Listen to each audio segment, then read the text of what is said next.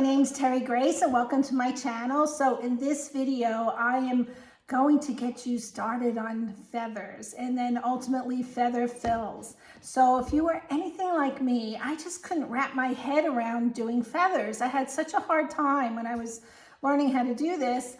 And I've watched all the videos, I bought all the books, and I have a BA in art, and I've been drawing since I was a little girl. And you think I would have a little handle on hand-eye coordination, but I could not get this. And then all of a sudden it clicked in my head. And I realized I was just taking one or two elements from each book or each video. I wasn't connecting them. So in this video, I connect all the 5 or 6 elements for you and hopefully get you started. And I want to show you something because the minute it clicked in my head, I went to paper and pen and I started drawing, and I've saved it all these years. So this is what I ended up doing. I don't know, can you see that? Once it clicked in my head. So I really encourage you to watch this whole video because at the end, the last couple of elements are, I think, really important and not talked about enough. And actually the last element will help any aspect of your quilting, free motion quilting, whether it's on a domestic machine or a long arm. So watch the whole thing. You don't have to get pen or paper right now or practice. I want you to absorb all this information because it could be a lot of information for you at once. But then I want you to go back and slowly, just with paper and pen, practice and try and memorize all these elements. And then you will be on the road to doing feathers. And then I'm going to do a part 2 and I'll show you how to connect all those feathers to start doing fills. All right, let's go to paper and pen. So if you started studying feathers already, I'm sure the first couple of elements or steps in feathers you've heard already, but just bear with me because I have to start from the beginning. And if you're watching this for the first time and you're doing feathers for the first time, I need to go over just this part. So you know that a feather is half of a heart, right? So there's your feather. So I want you to practice doing the half of the heart at all angles.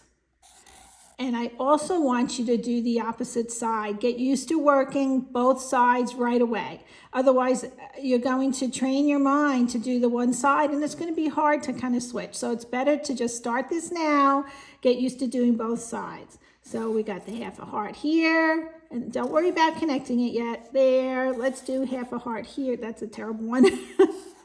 So just keep on practicing that, okay? So then you have your spine, you got your half a heart. Then normally I would come down, half a heart, half a heart, half a heart. Okay, just get used to that shape. All right, we'll get rid of that. That's element number 1.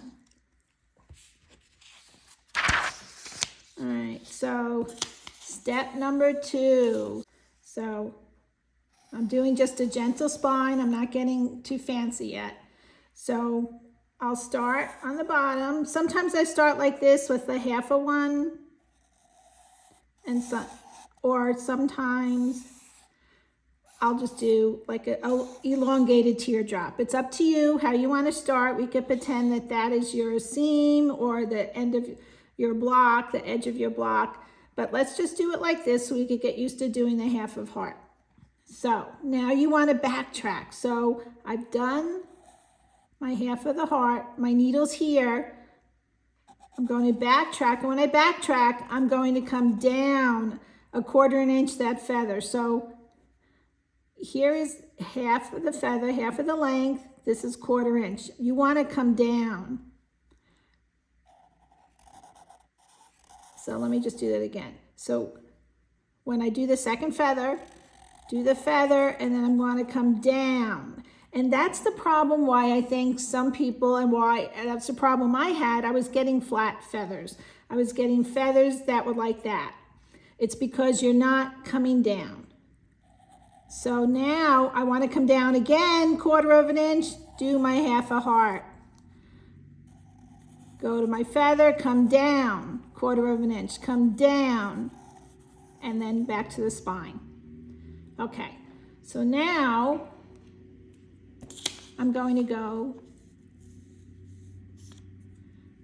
to step number 3. Now you see how I'm having trouble here because I wasn't doing step number 3. My feathers are starting to get crammed in this one spot. So step number 3, when I'm coming back to the spine, I want to come back just slightly higher from my last feather. But when I go to do my next feather to leave the spine, I'm going to leave exactly where I arrived. So here's my feather, come down, there's my feather, my next feather, come down, now arrive just slightly higher, okay? I'm crammed up here because I wasn't doing it from the beginning. Let me start over. So here are my feathers. So I'm going to come down a quarter of an inch, come down a quarter of an inch, or a quarter of the length of the feather. Do my half a heart, arrive slightly higher. I forget that. Arrive slightly higher, then I'm going to leave the spine exactly where I arrived. Come down, that's important to come down that feather. Arrive at the spine slightly higher, leave exactly where I arrived, come down the feather, arrive slightly higher, leave where I arrived. Am I making sense? Are you understanding this? So just do it slowly, because these first 3 you kind of have to get right in the beginning, or else you're going to end up like this, how it's crammed. I kept on, when I first started, I kept on landing right where I was arriving. So I kept on just staying right there, and then you end up, you got nothing. All right, let's get a new piece of paper. So let's go over what we have so far. So I have my spine. I'll start my feather. Now, I'm going to come down a quarter of the length of the feather, go down a quarter of the length of the feather, do my half heart, arrive slightly higher from the last one, but start exactly right where I arrived. Come down, come down. You have to come down that spine of that feather. Do your half a heart, arrive slightly higher, leave exactly where I arrived. Come down, arrive slightly higher, but make sure don't arrive too high, because then you're going to lose the shape of the heart, the half a heart. Leave exactly where I arrived. Come down, arrive slightly higher because I want to travel above the spine. Come down a quarter of the length of the feather, come down a quarter of the length of the feather, arrive slightly higher, leave exactly where I arrived. Okay, those are the first 3 steps. Now, I went over the 4th. Oh, okay, the 4th was departing the spine exactly where you arrived. Okay, so now, that's really the first 5 steps, actually. So now I want you to practice that and just keep on doing that until you memorize. So you're going to make sure you go down the spines of the feather before you start your new feather. That's how you get that nice half a heart shape, that nice loop. Otherwise, you're going to end up with little fat feathers. You don't want to do that because you have to come down. Okay, so now let's get a little more creative. Now we want to deal with extreme spine shapes. Now, how do I handle this and this? So, and I would encourage you to mark, use your favorite marking tool. I like to use the white chalk on dark fabric, and I like to use the water-soluble pens on my light fabric, anything that you could remove safely. Because it's important that in the beginning you mark your feathers on your fabric. So I'm going to do, this is a line that's going to be erased eventually. This is just like a registration line for me. So whenever there's a curve, in the middle of that curve, I want to draw that straight line. The inner curve, draw the straight line. And I'll tell you what's going to happen. You know what, let me get a new piece of paper. I will recycle these papers, by the way. I'm not just wasting paper. I use the back of them for other things. Okay, so here's my extreme. So now I'll start my feather. So now I'm going to come down. Oh, let me do my registration lines. Come down my feather, come back. I got to go down here. Come down, well, quarter of the way. Arrive a little higher. Now I'm going to keep on doing this a little bit so I could catch up to this because it's an odd shape. So I'm going to leave where I arrived, come down my feather. Now see that line? I'm not going past that line. Arrive a little higher, leave where I arrived. Do not go past that line. Go down a quarter, arrive a little higher.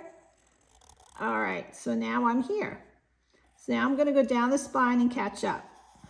Go down my feather, go down my feather, arrive a little higher on the spine, leave where I arrived, go down the feather, arrive a little higher. So now I want to switch to the other side. Now I'm going to start doing feathers on the other line. So, and you're going to use the same principles. I'm going to see how I'm going down the spine of that feather. Do my half of heart. Go down, arrive a little higher, leave where I arrived, go loop, go down the feather, even though I'm still doing the same principles, go down the feather, go to that line, arrive a little higher, leave where I arrived, go down the feather, arrive a little higher, leave where I arrived, go down the feather. So at this point, I'm just going to start continuing up. I don't want to do, if you want to do another feather because I love organic feathers. I like them to be all different, different curves. And I think it's easier. It's harder to get perfect feathers on both sides to make it symmetrical. So I kind of like, this is how I do it. So, okay, so let's get to this side. So I'm going to leave exactly where I arrived. Go down the spine, arrive a little higher, leave where I arrived, down the spine of the feather, arrive a little higher. So I'm coming up to this line and do not cross the line. So I'm going to not go past that line. Go down the spine of the feather, loop around, arrive a little higher. Now it's up to you. There's some situations where you can't alternate all the time. So I'm going to continue on this one more time because otherwise I have to go way up here. So I'm going to leave where I arrived, go down the spine of the feather, arrive a little higher. That's where that's the other feather. I'm arriving a little higher. Then I'm going to go to the other side. Go down the feather, loop, get my nice half heart shape. I could do that again. Down the feather, loop, half heart shape, arrive a little higher.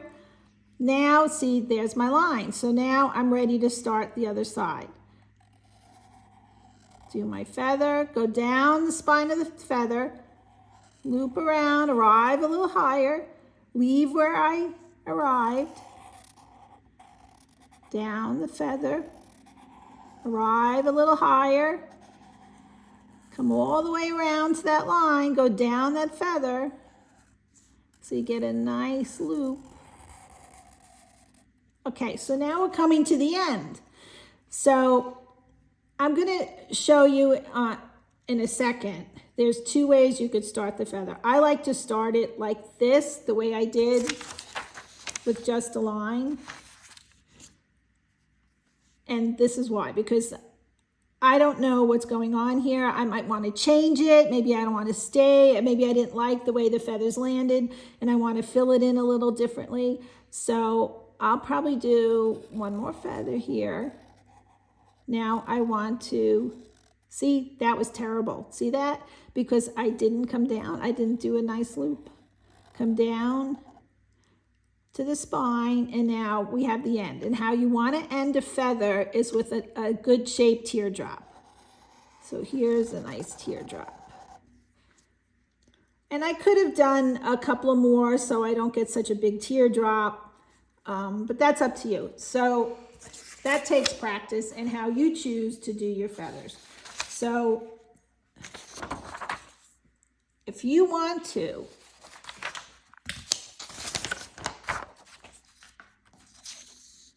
you could start your feathers with a teardrop when you do your spine. So here's your teardrop, there's your spine. But I never know where the feathers are going to end up when I get here. So I kind of like to do the teardrop at the end. So I'll do another feather real quick so you can see the whole thing. And this is how I like to start it. I'll do an extreme spine. I'll do my registration marks. Here's my feather. All right, so follow me here down the feather. And because this is so much lower, I will work on this side to catch up. Don't go past the line. Arrive a little higher. All right, so now I will catch up with this side. Go down the spine of the feather. Arrive a little higher. I'll do one more. Now I'm going to try the other side. Arrive a little higher. Depart where I arrived. Loop will go down this feather, the last previous feather, go down the spine of the feather. Arrive a little higher.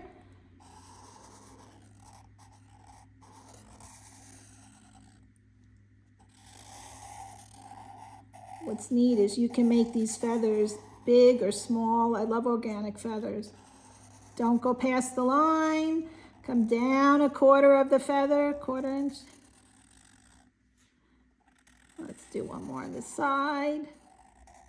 We'll finish this side off. See, I just come down a little higher, leave where I arrived, go down the feather, loop around. So now we're going to start the other side. Go down that feather again so you get that nice loop. I was a little shaky there.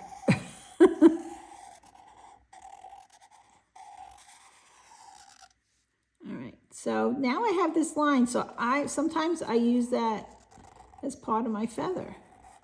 Now I can decide to end it any way I want. See, this is a nice ending. This will have a nice teardrop.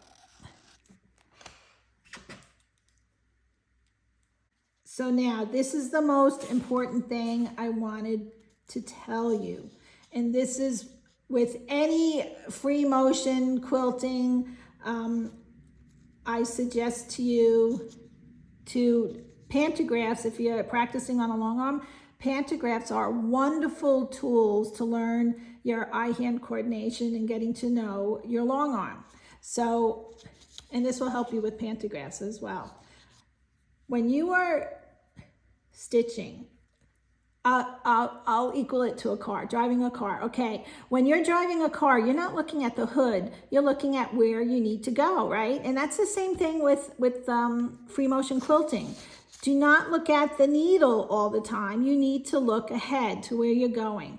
So if I want to land right here, I'm working on this feather. If I want to land here, the minute I start here, I'm not looking at my needle. I'm looking here, at least 2 inches ahead. So I know that I already know to tell my brain to land there because I'm looking ahead on where I want to land. It's a little hard to get used to. You have to really train yourself to do that, but you will find your long arm quilting will look so much better when you get a handle on that. So try and remember to look ahead. And that's what I was telling you about in the beginning of this video. Not too many people talk about that, and it's so important. So I want you to practice all these elements, and I suggest pen and paper. Take a picture of this. or write it down. Okay, can you see it? So pause the video, write this down, and just study it, and then really practice. And I'll be right back. So I know you're going to want to go to the machine and start stitching right away, but it is imperative and just so important that you do pen and paper first. It's all about muscle memory and just practicing. I would sit in front of the TV with my husband or my family, and I would take a pad and pen, and I would just do feathers for like 45 minutes and just practice these elements. So I know it's a lot of stuff in the beginning, but if you just take one thing at a time and just keep on practicing is everything. Trust me, you will get it. You will get it eventually. I also suggest doing feather stencils on your long arm or your domestic machine. That gets you could feel the hand movement of the feather a little bit. And then pantographs are a fabulous way. If you're just starting, you just got your long arm machine, it's a fabulous way to really get to know your machine and also train your eye to look like 2 inches ahead or to look ahead to where you're going. And that will improve your quilting a lot just by doing that. So anyway, if you have any questions, please don't hesitate to leave a comment or ask me. And then I will be doing a part 2 once you have all these feathers and the different shapes of the spine. Once you get a handle on that, in part 2, I'll show you how to put them together to do a fill. And feather fills are wonderful. They could hide some imperfections if there are any, and some fullness. If you're working on a quilt that has a little fullness, it could eat up some of that fullness. So they're very forgiving. I love doing feathers. And I'll also post, there's a quilt I did right after this clicked in my head, and I did that drawing I showed you earlier. I went right to a quilt I was getting ready to put on the long arm, and I did a lot of feather fills in it, and I was really pleased with the way it came out. That was my first quilt I did with feather fills, and that's the butterfly quilt. So I will show you at the end of this video. I'll post some pictures of how that came out, and also some examples of other quilts I did, so you could see what you could do with feather fills and feathers. But let's start with this first, get you going. And let me know if you have any questions, and please subscribe so that you don't miss the part 2 of the video to do the feather fills. Okay, thank you so much for joining me. I appreciate you joining me on my quilt journey, and I wish you all the best and happiness and good luck on your quilt journey. Have a great day.